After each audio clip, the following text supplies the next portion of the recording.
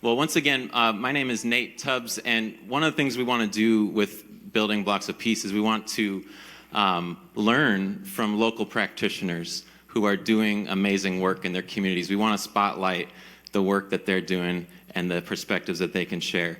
And so each time we do this training, we try to highlight different local practitioners who are doing just that. So I'm super excited to have a brief conversation today with these individuals. So I think we're matching the slide out there. So I think we did it.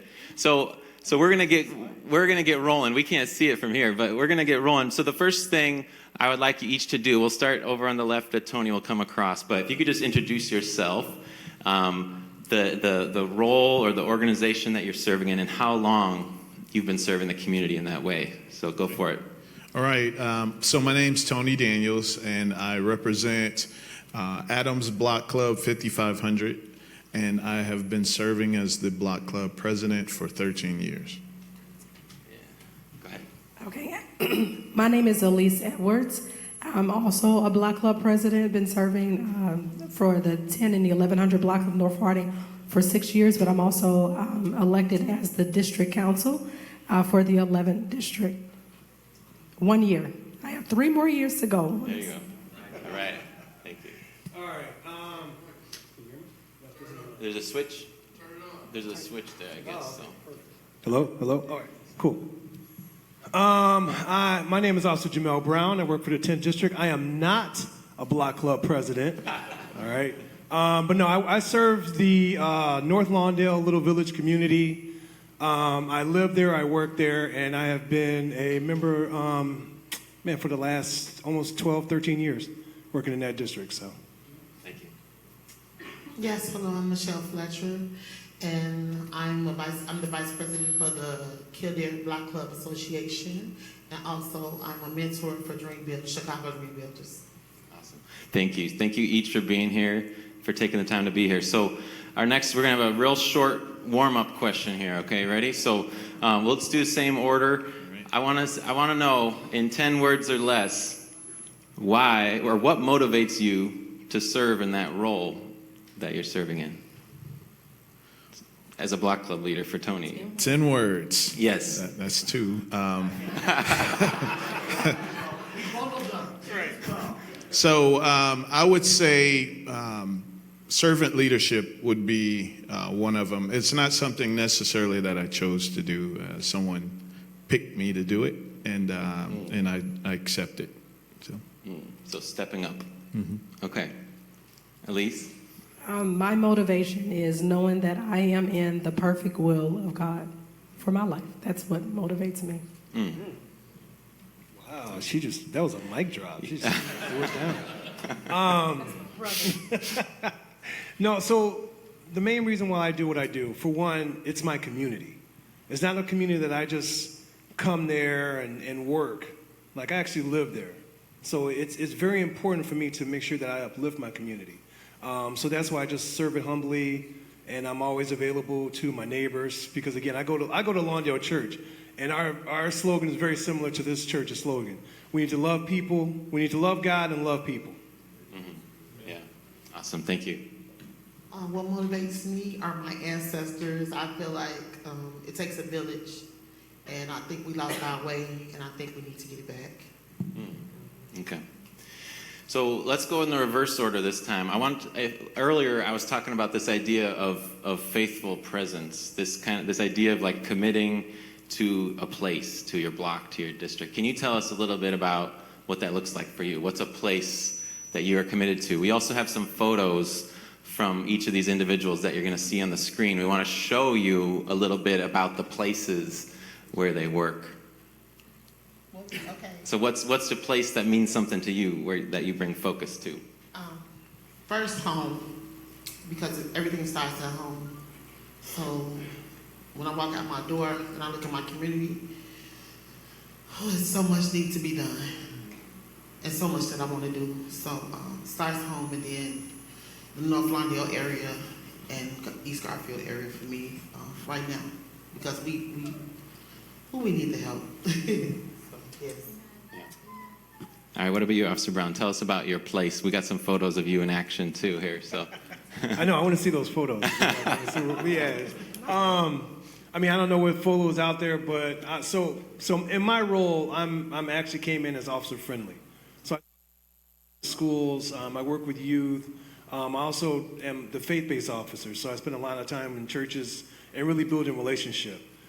So again, that's primarily my role, is to build those relationships, maintain those relationships. So you'll see me a lot of times showing up in schools. You know, I work with 4 schools currently while we play chess. And so yeah, it's just those opportunities in order for me to be able to give back and put an imprint on youth. It's huge. Awesome. Thank you. And for me, the place that I show up more frequent would be my block. I mean, so that's how things started for me, is on my block club. We do a lot. We are not a quote-unquote Christian block club, but we are a Christian block club. Amen. So, you know, everything we do, it is with the Lord. We do a lot of prayer walks, but then, you know, the Lord really branched me out from there. There's another spot that I'm also very faithful at, which is Madison and Central, which is right here in the 15th district. I'm with a street, you know, ministry, but with the 11th Police District Council. There's other spots coming, and stay tuned. Thank you. Yeah. Tony? All right, so yeah, everything's kind of like threes for me, just very similar to my sister. So it's work, home, and church. Those are kind of my spheres of influence. You may see some pictures of me at home, but however those spheres interact or overlap, I should say, that's where I tune my attention. Anything outside of that, I try not to get too deeply involved in, because it would drain my energy. So, yeah, work, home, and church. Yeah. Awesome. Thank you. All right, I'm going to go to Elise on this one first, the next question. So the next question is, what's an example of something that you and others working together have been able to accomplish that would not have happened if you weren't taking that initiative to organize folks together? Yes, so on my block, you know, again, I've never lived in a community like I've lived now, but I would never move. This I know is the will of God. But we had about 25 people selling drugs on our block. And when I say just selling, it was more of a party, it was a takeover. We couldn't park our cars, we couldn't come outside. That was extremely stressful for me specifically, because I enjoy peace. But we came together as a block club. At the time, we had Commander Spencer, who was the commander of the 11th district. He immediately gave us support, and we were able to move that drug traffic. Even when it decided to come back, it came back, instead of being 25 people, it was like 2, and then kind of went to 4, and they stayed there, and then we moved them again, and now they're coming back. So we would not be able to do that without the consistent presence and collaboration with not only members of our community, but organizations and with Chicago Police Department. Yeah, awesome. Thank you.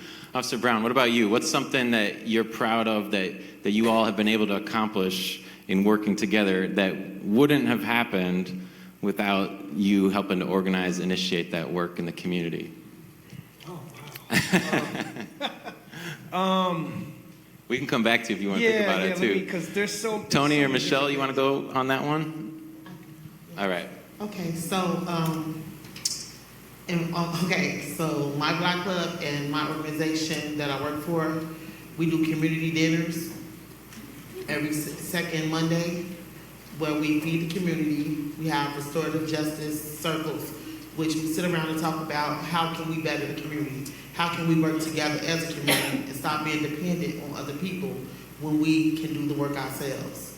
So we're trying to bring people out. We offer, like I say, we have food. We offer gift cards to help just with whatever. And I'm out in these streets. That's what I do. Yeah, awesome, awesome. Thank you. Tony, same question. Sure. So one of the major things is our block is 75% seniors, and our seniors have always said we need resources. And resources means a lot of different things to a lot of different people. And so one of the things we did was we partnered with My Block, My Hood, My City to become a 501c3. And then we also partnered with Safe and Peaceful Communities and towards getting a grant. And so between those two organizations, we were able to raise resources and money, right, grants, so that we can answer very specific issues that came up on our block. So one of those issues was just safety. We bought ring cameras for a lot of our seniors, which is a task in and of itself, because you can't just stick it on the wall, you gotta charge it. You can't just charge it, you gotta download apps and all those other things. And that made for a great interaction with our seniors. But it also allowed us to build unity together. So sharing videos and different things to show what was going on the block. And then just a couple other things came out of that grant. If I could go real quick. One thing that unifies any group is a t-shirt.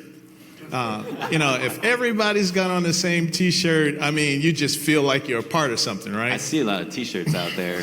So I'm not gonna lie. outside of us having our own t-shirts, we decided to give t-shirts to our block. And so what does that look like? We have banners on our light poles that showcase that this is our block. That communicates a lot of different things to our community. A lot of people are encouraged, but it also keeps away issues and problems because it symbolizes unification. There's unity. And then we match that all up with our block club sign, which was also help that we got from My Block, My Hood, My City to at least build the frame, and we designed our own banner. So Yeah, yep. That's awesome. So I gotta be honest with you all. I have block sign jealousy with Tony's block sign. So is that photo on the screen? Can we put that back up? So we have a block sign on my block, and I think it's great. But when Tony leveled his up, man, that thing looks nice. It's so nice. Now I drive by it, and I'm like, wow, that's a nice sign. So, but it's amazing the effort you all have put in to beautify that corner, and it shows the investment that you all have in the block. So I commend you for that. So let me come back to Officer Brown. I actually can I change the question a little bit? So I want to know, so how many people in the room today have participated in your district faith-based committee meetings? Has anybody gone to those?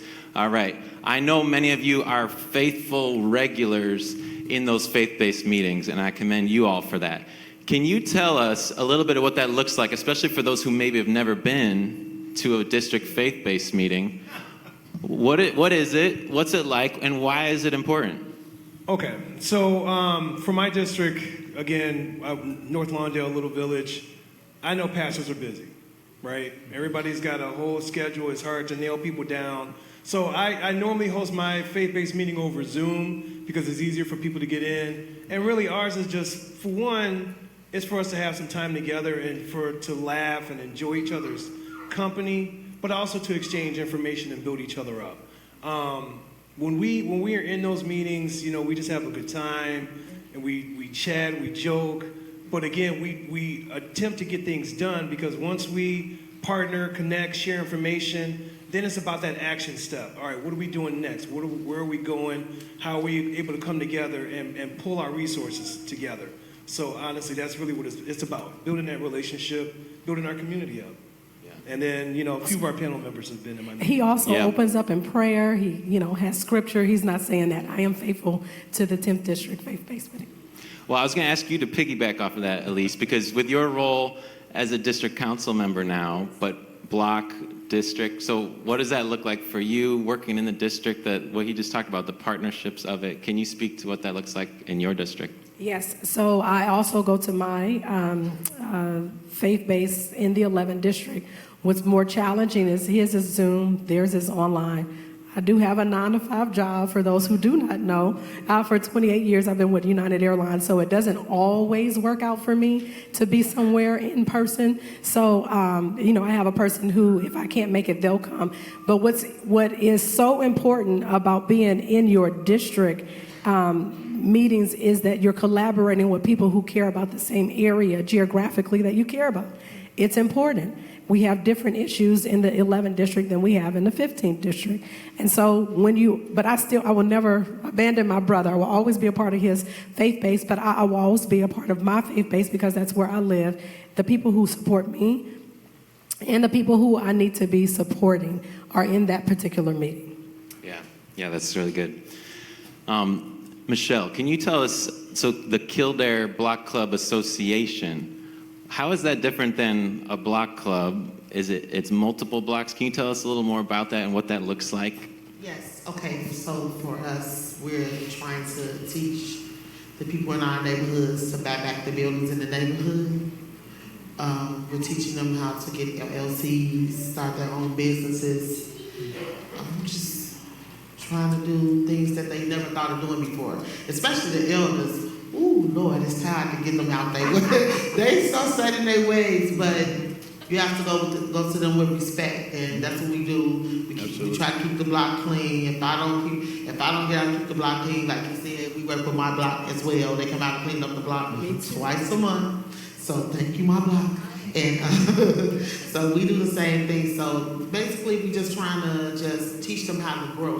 We want to just be more self-dependent instead of depending on others to come in and take care of us. That's right. Yeah, that's right. Yeah, that's awesome. You're building your own capacity for change. Yeah. Tony, talking about block clubs, what does it take to start a block club, to be a part of one? Maybe there's somebody out here today that's like thinking about that, like, hey, maybe I could do that. What does that look like, and what would be some first steps for somebody to think about? So it's a great question, Nate. I wasn't prepared for that question. I changed it. That's all right. So one of the things, first and foremost, our block club's been around since 1975, and so if that makes any sense to you, I was born in 1972. So it's been around for a while. One of the things that I recognize is that there was already faithful leadership on our block, and they not only were faithful, but they had some great stories, great testimonies. But as people age, the energy that was applied to some of those stories, like keeping the corner safe and drug dealers, giving them another alternative and things to think about. People slow down. I'm starting to do that. One of the things I would say, if you don't have a block club and you want to start one, the first thing you need to do is you need to be seen serving. And so this is how I got kind of drafted into this role. My house is in the middle of one house and an apartment building. And so we have a long stretch of grass. And it makes no sense for me to just cut my part of the lawn, and so I also suffer with OCD. So I cut the grass. I don't just cut the grass, but I line up the grass. And so one of my neighbors literally said this to me. She said, "This is an Oak Park," and I was like, "Wow." What kind of thinking? I was like, "Well, no, It doesn't have to be Oak Park. This is Austin. This is our block." And so you keep doing that, and then other people are like, "Let me get out here and cut my grass." And you start seeing that. And so what that does is it's created a faithful presence. And so there's also been times where I come home and my snow has been shoveled because you've sowed those seeds through the summer. And someone, returns that back. And so just simple things, just a simple service. And so, literally, one day I was walking down the street and someone asked me, "When's the next block club party?" And I said, I'm not sure. Ask Pastor Polk. And she said, "Pastor Polk told me to ask you." And I said, "Well, he's the block club president." And she said, "No, he said you're the block club president." And literally, that's how that started for me. I went to his house, and he went to the back of it, and he brought out all these papers, and bank accounts and all this stuff, and he just gave it to me and said, "All right." And my wife and I were like, "What?" and we ran with it. We ran with it. There was something he saw in serving, and yeah. So I would say, there's other things you want to have a bank account for sure, and some other things. Just so there's some accountability. You really want a board and a group of people to support you, because if you start this thing by yourself, you will be doing it by yourself for a long period of time. So you have to rope people in, people who are like-minded, people who are very shy, but they demonstrate that they can do the work, rope them in, and build that trust and camaraderie. Thanks, Tony. That's a great example. Thank you. We don't have a ton of time left, but I want to give each of the three of you another chance to share. So, Elise, for you with organizing, what's a word of encouragement to those who are here today as to some next steps that they could take? You've done a lot of different things, a lot of different types of organizing. What are some next steps for people who might want to get more involved in their block or in their district? Okay, so I would first and foremost say to you, please give yourself grace and your neighbors and community grace. When you're starting this work out, my goodness, I could have pulled out all my hair and all their hair, everybody's hair would have been out. This is, how I started. I would have some grace, think about what you want to do, but first start off with relationship building. Start building some relationships. These two are my brothers. I've known them, they've come to my rescue a lot of times, and it wasn't scheduled for us all to be here, but I was like, whoa, these are people I already know, and I will get to know you. It's because of over time, we're just building relationship. That's gonna help you in your work. Don't focus on the problem. I would say focus on the relationship and the goal that you wanna see at the end. The last thing that I would say is, as Christians, look at everything as a lesson, every bit of it. It all works together for good. And that's what I would leave you with. Even my worst moments in this work has prepared me for what I'm going through right now. I'm prepared, I'm equipped because I've been through it. So don't overlook even the valleys. It all works together for good. Yeah, thank you. Michelle, so same question. What's a word of advice or encouragement you would have for folks who would want to get more engaged on their block and their community? Don't let your community walk alone. Walk beside your fellow people. Bring as many resources as you can. Knock on when you get new neighbors on the block, get to know them, because that way you'll know what's coming in your area. Yes. So don't be surprised. Just be like, oh, I want to talk to them. But you never know the relationships that you can make with people. Because I can have a face full of tattoos, but I can be the smartest, brightest person you'll ever want to be. So no judgment. And just like I say, just do a lot of community engagement, especially in the areas that, we live in the times we live in today. Just a lot of community engagement. Yeah, awesome. Thank you. So Officer Brown, you're gonna get the last at bat here, and then we're gonna wrap up. So similar question, but maybe from the perspective of the police and the city and all that kind of stuff, what is your hope for congregations, faith communities?